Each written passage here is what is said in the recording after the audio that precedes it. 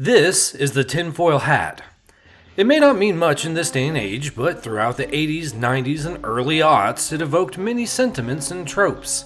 Mind control, paranoia, conspiracy theory, aliens, Bigfoot, reptilian humanoids. Your uncle who had a little to drink and a lot to say about those people. The type of person who reads each and every term and condition before clicking accept, and probably has some gaps in their employment history. The tinfoil hat has come to represent the conspiracy movement as a whole, an effective way of communicating a lot of ideas and judgment while conserving words. Some would say it was meant to be this way, nudged by the powers that be as a quick and effective way to write off anyone who questions the official narrative as a loon. After all, who are you going to believe? This guy? Or this guy? But where did the idea of a tinfoil hat come from in the first place? Did it come to represent UFO enthusiasts and Loch Ness lovers organically, or has it always had some connection to a man in a dapper suit and tie who wants to tell you exactly what to believe? That's what we're here today to explore, and you're going to want to buckle in and stay till the end for this one, because we're going to be expounding on it crazy style. And by it, well, let's just say the truth. When looking into the first mention of a tinfoil hat, I was overjoyed to find the answer right away. The idea of a metal hat in order to ward off telepathic attacks was first mentioned in The Tissue Culture King, a 1923 sci-fi story by Julian Huxley. Damn, it's usually not this easy. Julian, brother of Aldous Huxley, who wrote the dystopian banger Brave New World, was a UK scientist, eugenicist, and British intelligence agent. Julian had a multitude of absolutely wild quotes attributed to him, but his ideas about removing the unwanted variants from the gene pool and how lowest classes in society are inferior quickly clue you in to some probably outdated ideas that he had about those people. You know who he means. The Irish. In reality, this was actually pretty common in the UK during this early 1900s area, but Julian was first the vice president, then later president, of the British Eugenics Society, so one would think he probably had more than his toe dipped in this pool, pun intended. In fact, Julian and Aldous weren't the only popular and influential members of their family. The Huxley family was well known and held various important public service positions going back generations in science, medicine, and the arts, which is all just a prim and proper way of saying government ties.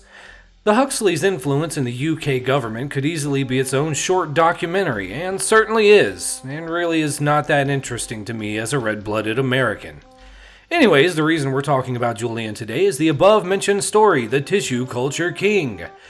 Julian wrote an impossible amount of literature, but the interesting thing is that he wrote precisely one sci-fi fiction story among an absolute ocean of scientific papers. The Tissue Culture King is the arduous tale of a British scientist who is on an expedition in Africa for whatever reason and is captured by a couple of 8-foot-tall African men and taken back to the King of Bugala's palace. Our protagonist finds that he is not the first white scientist that has been captured when he meets Hascomb, who had been captured years ago and has managed to manipulate his way into being sort of the nation's mystic using basic displays of scientific work, like using a microscope and warping and mushing those ideas into pre-existing religion of the Bugala people. After learning of Hascomb's many wild experiments, such as creating two-headed frogs, giants, dwarves, and women with mustaches, eventually our protagonist uses Hascomb's influence in order to formulate an escape plan. You see, Hascomb has managed to successfully execute mass hypnosis on the people of Bugala, as they are particularly susceptible to suggestion. So, basically, Hascomb mass hypnotizes the people of Bugala to sleep for a short period, and during this time, our protagonist wears a metal helmet because Hascomb has found that having a metal covering on your head makes you impervious to telepathic suggestion. People sleep, protagonist escapes wearing a metal hat, end of story, successful video, end of video, goodbye. That may have been where the video ended on one of those other 2-bit horror conspiracy channels, but not here at the Black Lodge. Here at the Black Lodge, we are with the shit. Here at the Black Lodge, we are recklessly dedicated to following a lead as far as we are able to follow. You see, during the short course of this investigation into the tinfoil hat idea, I saw several comments referring to a more contemporary example of the tinfoil hat. After all, we wouldn't be so familiar with the tinfoil hat if it was just a tool, mentioned in passing in the ass end of a one-of-a-kind sci-fi screed scrawled by a turn-of-the-century beef-eating racist. There would have to be more to it. Certainly there are other representations of the tinfoil hat during the era of pulp novels and sci-fi comics in a time when nuclear energy and radiation were hot topics, but was there any real-world application of this headgear prior to it appearing in movies and TV as shorthand for loony bin candidates? Well, as it turns out, there just may be.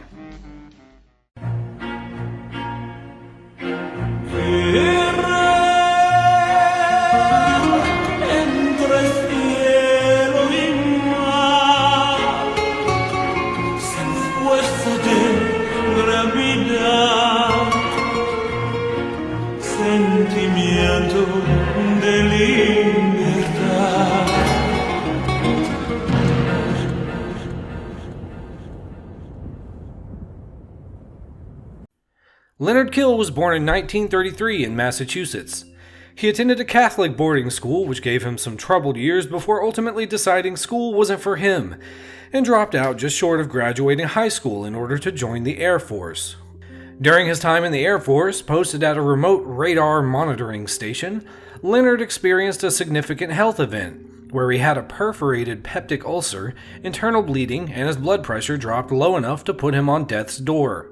Following this event, Leonard leaves the Air Force, and the next couple decades of his life read like an encyclopedia of government and military-related defense contractors. In 1955, Leonard works at Douglas Aircraft Plant as a photographic instrumentation engineer. Douglas Aircraft is a military contractor that develops some of the wildest planes, as well as rockets used by NASA in their launches, and many different missile systems, including the Saturn missile. Douglas Aircraft Plant's California branch went on to become the LA Air Force Base, and the company itself was later acquired by Boeing. So right away we see Kill involved in some pretty interesting work. Shortly thereafter, Leonard Kill goes to work as an engineer at Land Wheelwright Laboratories, again working on cameras. Land Wheelwright goes on to become Polaroid, and this is where things start to get a little wild. Leonard is promoted at Polaroid several times, eventually becoming senior engineer and being awarded co-inventor status on several patents for cameras and radio devices.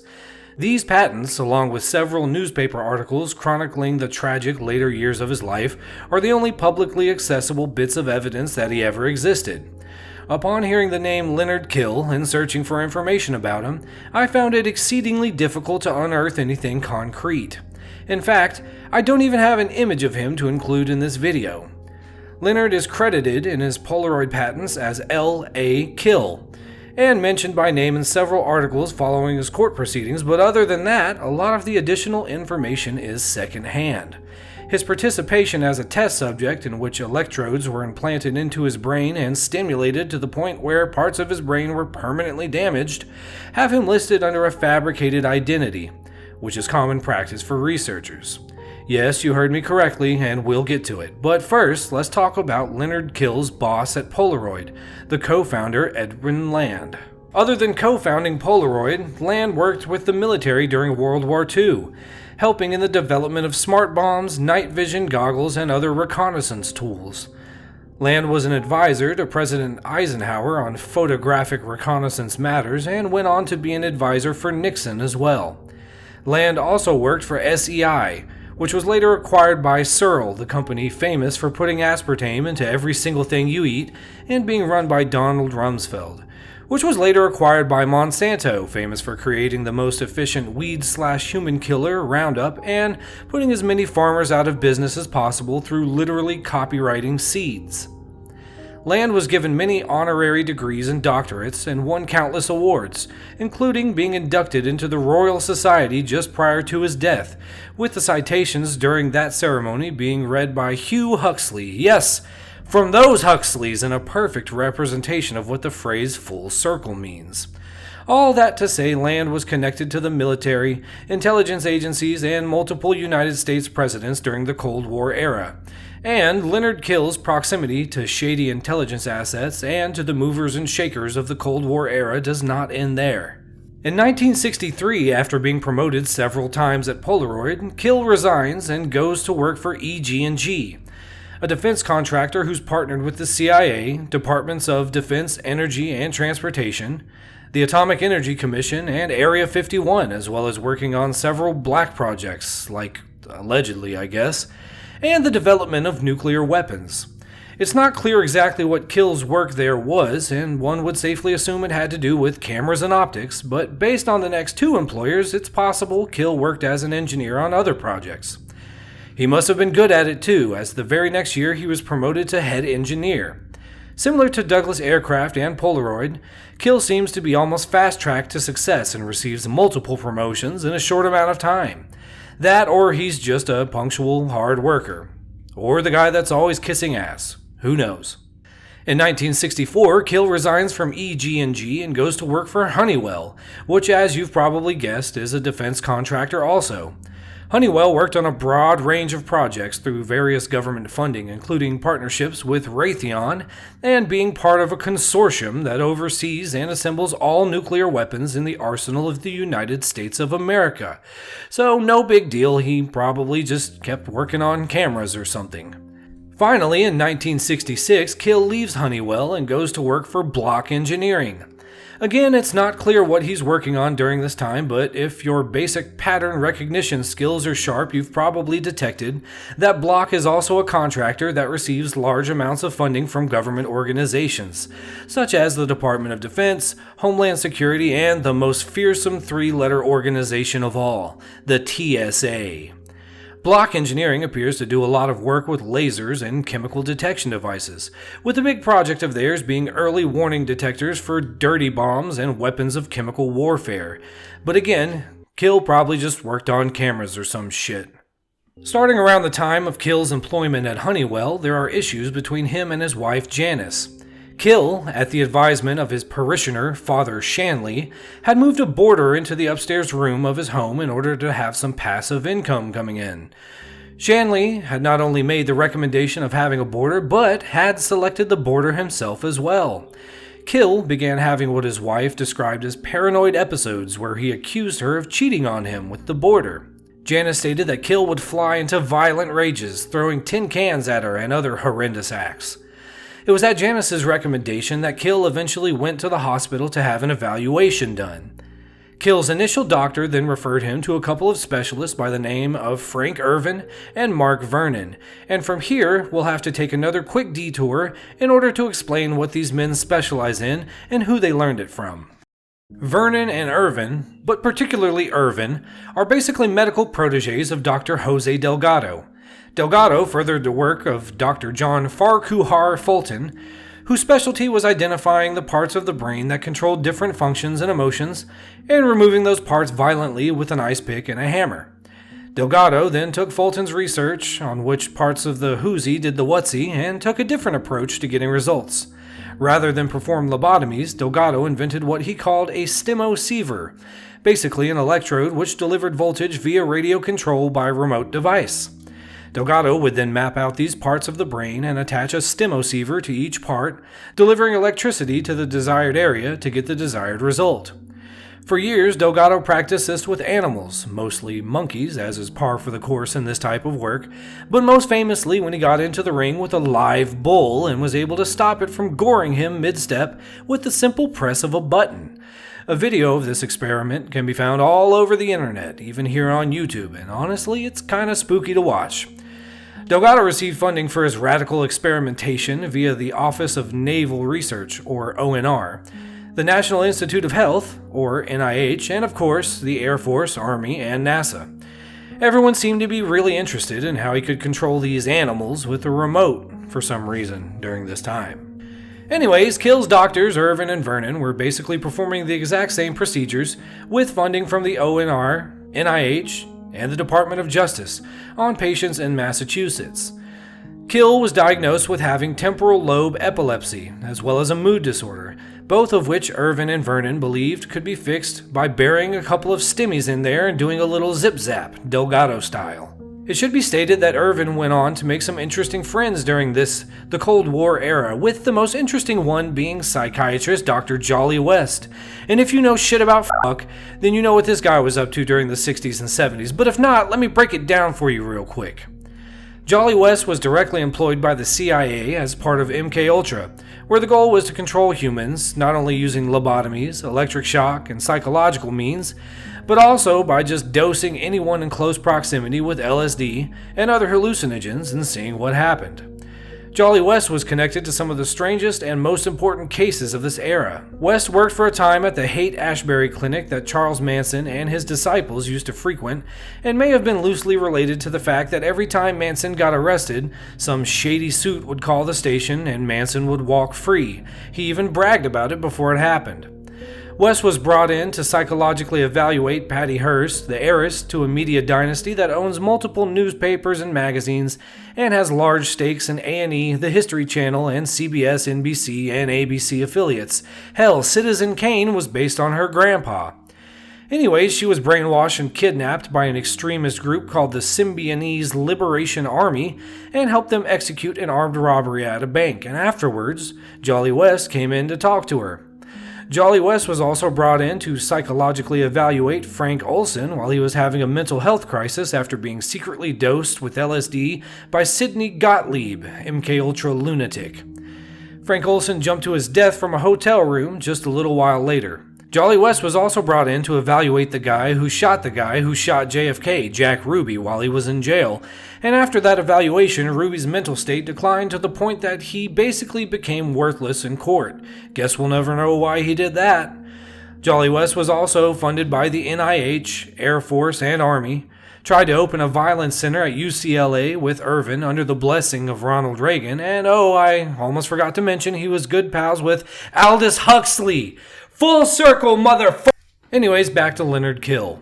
Kill's treatment started in 1966, where he was first fitted with, and later had implanted, stimosevers to zap his amygdala and manipulate his mood and prevent the epileptic seizures Irvin and Vernon believed were contributing to Kill's paranoia and rage.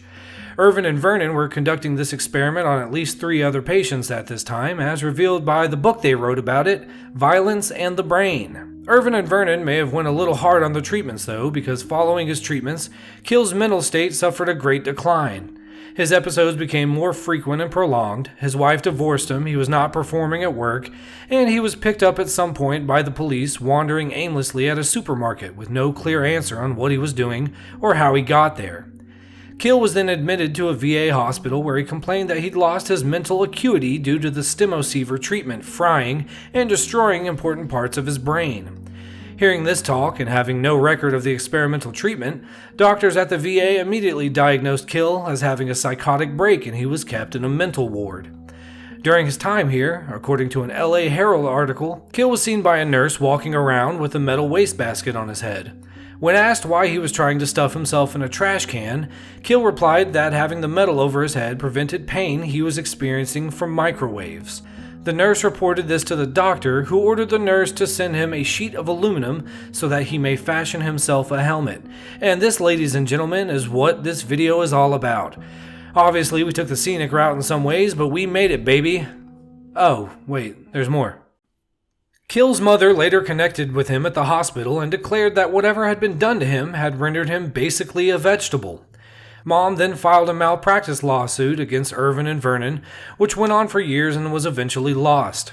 Irvin and Vernon then did a victory lap in their book Violence in the Brain, where they claimed success, speaking of Kill and his case under their constructed identity, Thomas R., where they stated, well, we did stop the epileptic seizures from happening, technically. By the way, Janice, Kill's wife, later did remarry. The very same upstairs neighbor that Kill thought she was cheating on him with, which was what started the series of events that caused her to send him to the hospital in the first place. You know, the guy who was recommended to him by his parishioner, Father Shanley, who in the 90s was accused of being a sexual predator. in typical customs of the Catholic Church, and likely swept away to the other side of the country or the Vatican. During the time of his treatments, a resident doctor took interest in Kill's case, and could often be seen trailing Irvin and Vernon at a distance and peeking around corners at them, just really trying to figure out what was going on. This pesky resident was Michael Crichton, author of Jurassic Park and creator of the hit TV series ER. Crichton, shortly thereafter, wrote a novel, later adapted into a movie, called The Terminal Man, which was the tale of a patient who suffered from seizure-induced blackouts, during which he became violent, who undergoes an experimental treatment involving putting stimulating electrodes in his brain to control the seizures, but ultimately succumbs to the treatment's addictive qualities and becomes even more predictable. Sound familiar? It is believed that Dr. Jose Delgado, the bullfighter himself, worked on Kill a little bit as well, in addition to the poking and probing of his disciples. In his paper, Intracerebral Radiostimulation and Recording in Completely Free Patients, he mentions LK, a brilliant 35-year-old design engineer who suffered from road rage and had bouts of anger directed towards his wife and children. Delgado mentions an experiment where LK already had electrode implants and describes the results of his data, so I guess he was hanging around there too. It seems to me that just about everybody benefited from Kill's procedure except for Kill himself. Michael McKillen, Kill's grandson, spoke in an article about some additional projects Kill may have been involved in. McKillen described a journal kept by Kill during a trip to Vietnam around the time of the war, and several notes that suggest that he may have been involved in Operation Dominic, the detonation of over 30 nuclear payloads in the Pacific Ocean. Operation Dominic is the place from which most footage of nuclear explosions comes from, so chances are you've seen some of the results produced. Both of these events would make sense for a brilliant engineer who was constantly being promoted by his defense contractor employers in the Massachusetts area near Searle, Monsanto, Boston Dynamics, Raytheon, and other defense powerhouses. We may never know how much Kill was involved in, as finding the very information in this video was no easy task. Trying to search for Kill only brings up vague conspiracy fringe articles that all point to each other as references.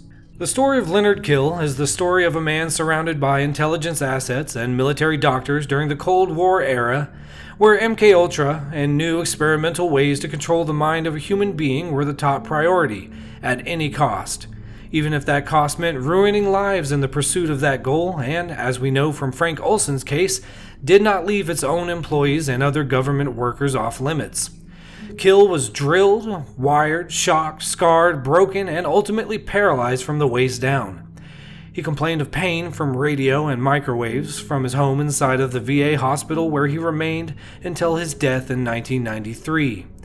Leonard Kill's story is just another in the long line of what appears to be bad actors, funded by the government who operated with impunity, destroyed people, and swept it all under the rug, altering and tweaking the story until it's impossible to put it all together and see the big picture.